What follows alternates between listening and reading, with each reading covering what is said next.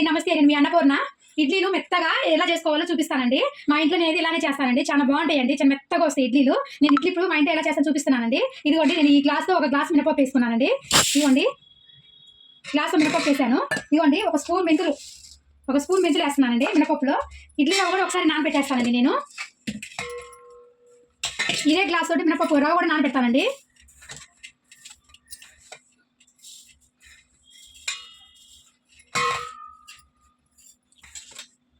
నేను ఒక గ్లాసు మినపప్పుకి నేను 3 గ్లాసులు నానబెడతానండి రవ్వ. ఇవ్వండి, 2 పోసాను కదా, ఇంకొకటి పోసాను. ఇడ్లీలు మొత్తం రవ్వ ఎక్కువ వేసినా కూడా టేస్ట్ చాలా బాగుంటాయండి, మెత్తగా వస్తాయి. ఇవ్వండి, నేను 3 పోసాను. ఇవ్వండి, 3 పోస్తున్నాను. ఒకసారి నానబెట్టేసేస్తానండి. మినపప్పు రవ్వ 2 కలిపి కడిగేసేసి నానబెట్టేస్తాను, వేరువేరుగా కడుగుతాను. ఇప్పుడు ఇదిగోండి, రవ్వ కడిగేసి నీళ్ళు పోసి పెట్టానండి నిండా. ఒకసారి నానబెట్టేస్తానండి 2 కలిపి. ఇదిగోండి, మినపప్పు 4 సార్లు కడుక్కొని నీళ్ళు పోసి పెట్టేశానండి. మళ్ళీ సాయంత్రం పిండి పట్టేటప్పుడు నేను చూపిస్తానండి ఏమేమి వేస్తాను పిండిలోకి. మనం పొద్దున మినపప్పు నానబెట్టినా కదండి ఇడ్లీకి. ఇదిగోండి, మినపప్పు మెంతులు అండి నానబెట్టే కదా, బాగా నానిపోయి ఇప్పుడు మళ్ళీ మిక్సీ పడతాను నేను. ఇదిగోండి, రవ్వ కూడా పొద్దున్నే నానబెట్టే ఉన్నానండి నేను. ఇది పిండిలోకి వేసి పెడతాను. ఇదిగోండి, ఇప్పుడు నేను మినపప్పులోకి ఏమేమి వేసి పడతానో చూపిస్తానండి. ఇదిగోండి, 1 కప్పు మరమరాలు. 1 కప్పు మరమరాలు నీళ్ళలో వేసేసి ఇట్లా కడిగేసేసండి. ఒకసారి ఊరకలు నానిపోతాయి కదా, పిండిలో మిగిలిపోతాయండి. ఇదిగోండి, ఊరక ఇట్లా అనేసేసి పిండిలోకి వేసేస్తానండి కడిగి. మరమరాలు బొరుగులు అంటారు కదండి, ఇవ్వండి. ఇవ్వండి, వేసేసాం కదా. ఇవ్వండి, 1 కప్పు మనం అన్నం అండి, రైసు 1 కప్పు వేస్తానండి. రైసు చాలా బాగా వస్తాయండి ఇడ్లీ కానీ దోశ కానీ. మనం ఈ దోశ పిండిలో అయినా సరే, మన ఇడ్లీ పిండిలో కానీ 1 కప్పు మాత్రం కొంచెం అన్నం వేసి మిక్సీ పట్టుకుంటే ఇడ్లీలు కానీ మెత్తగా వస్తాయండి, దూదులాగా. దోశలు కూడా టేస్ట్ బాగుంటాయి. ఇదిగోండి, నేను 1 కప్పు అన్నం కూడా వేస్తున్నాను పిండిలో. ఇదిగోండి, అన్నము, మరమరాలు, మినపప్పు అండి. ఇదిగోండి, నేను చూడండి ఇట్లా కలిపేసేసి ఇప్పుడు మిక్సీ గ్రైండర్లో వేస్తానండి. నేను మీకు చూపిస్తాను ఇప్పుడు పిండి వేసేటప్పుడు. ఇదిగోండి, ఇట్లా కలిపేసేసి ఇప్పుడు నేను మిక్సీ గ్రైండర్లో వేసేస్తానండి. ఇదిగోండి, నేను గ్రైండర్లో వేస్తున్నాను. నేను మిక్సీలో వేయట్లేదండి, గ్రైండర్కి వేసుకుంటాను పప్పుని. మాకు ఇట్లా గ్రైండర్ ఉందండి, 1 రాయి గ్రైండరు. నేను ఇట్లా గ్రైండర్లోనే వేసేస్తాను. ఇంతేంటి, సేమ్ ఇట్లా వేసేసుకోండి. పిండి అయిపోగానే మళ్ళీ రవ్వ వేసినప్పుడు చూపిస్తానండి. ఇదిగోండి, నేను మినపప్పు పట్టేశానండి. మినపప్పు మెత్తగా గ్రైండర్ పెట్టేశాను. ఇదిగోండి, రవ్వ శుభ్రంగా కడిగేసేసి ఇట్లా పిండి పెట్టేశానండి శుభ్రంగా. రవ్వ మిదిగేటప్పటికే ఇదిగోండి వేసేస్తున్నా. మినపప్పు రుబ్బేటప్పటికి నేను రవ్వ మొత్తం పిండి పెట్టేసుకున్నాను. ఇదిగోండి, ఇట్లా కలిపి పెట్టేసేస్తున్నాను ఇడ్లీ పిండిని.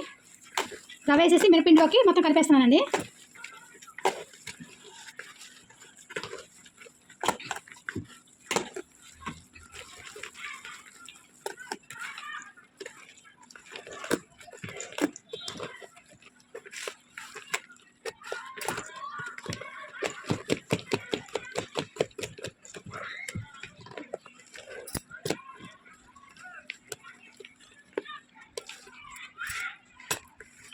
ఇదిగోండి, అయిపోయింది. నేను రవ్వ కూడా కలిపేశానండి మినపిండిలోకి. ఇంతేనండి, ఇంకా రేపొద్దున మంచిగా పొంగిద్దండి బాగా. రేపొద్దున ఇడ్లీలు వేసి చూపిస్తానండి ఎంత మెత్తగా వస్తాయో. ఇంకా మూత పెట్టేస్తానా అండి. నేను పిండి పట్టి పెట్టాను కదండి రాత్రి, మనం ఇడ్లీ పిండి ఒకసారి చూస్తానండి. ఇక చూడండి ఎంత బాగా పొంగిందో పిండి. చాలా బాగా పొంగుతుందండి మనం కొంచెం అన్నం మరమరాలు వేసి పెట్టుకుంటే.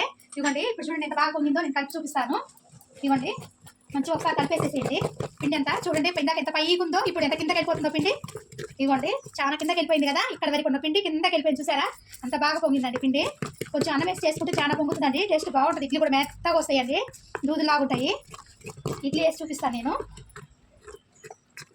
ఇదిగోండి, మనకి ఎంత పిండి కావాలో అంత పిండి మనం తీసుకుందామండి. నేను తీసేసానండి. ఈరోజు మాకు ఎంత పిండి కావాలో అంత పిండి. ఇదిగోండి, కర్మ పిండి. ఈ పిండిలో మనము ఉప్పు వేసుకోవద్దండి. 2 రోజులైనా 3 రోజులైనా పుల్లగా అవ్వకుండా ఉంటుంది.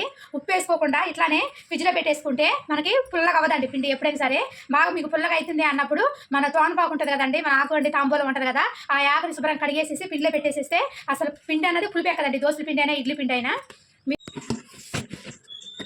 ఇదిగోండి, పిండి ఇంత గట్టిగా ఉంది కదా, నేను కొంచెం నీళ్ళు కలుపుతానండి. మరి గట్టిగా ఉన్నా కూడా ఇడ్లీలు గట్టిగా వస్తాయండి. ఇదిగోండి, నేను ఉప్పు వేసేస్తున్నాను. ఉప్పు వేసి కొంచెం అంత నీళ్ళు వేస్తున్నానండి పిండిలో. నేను మరి గట్టిగా ఉన్నప్పుడు వేసుకున్నా కూడా ఇడ్లీ గట్టిగా వస్తాయండి. ఎప్పుడైనా సరే కొంచెం లూజ్గానే ఉండాలి పిండి.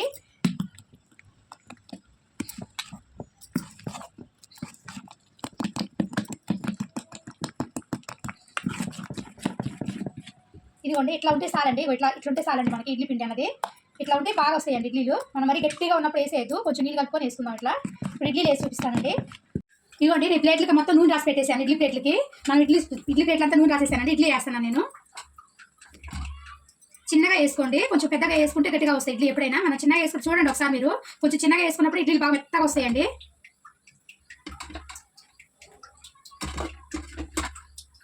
ఇదిగోండి, నేను పొయ్యి మీద ఇడ్లీ పాత్ర పెట్టేసి పొయ్యి ముట్టించేసి నీళ్ళు పెట్టేసానండి. ఇదిగోండి, నేను పెట్టేసిన ప్లేట్లు. మొత్తం నాకు 3 ప్లేట్లు అండి, 3 ప్లేట్లు పెట్టేసేసాను. ఇవ్వండి మూత పెట్టేస్తున్నాను నేను ఇంకా. ఇదిగోండి ఇడ్లీ అయిపోయిందండి. అయిపోయినాక నేను ఒక 2 నిమిషాలు మూత తీయకుండా అట్లనే పెట్టేశానండి. అప్పుడు నీట్గా వస్తాయి ఇడ్లీలు. ఒక 2 నిమిషాలు అట్లా పెట్టుకుంటే ఇదిగో చూడండి బాగా అయిపోయినాయండి ఇడ్లీ కూడా. చాలా మెత్తగా చాలా బాగుంటాయండి టేస్ట్. ఇట్లా చేసుకోండి.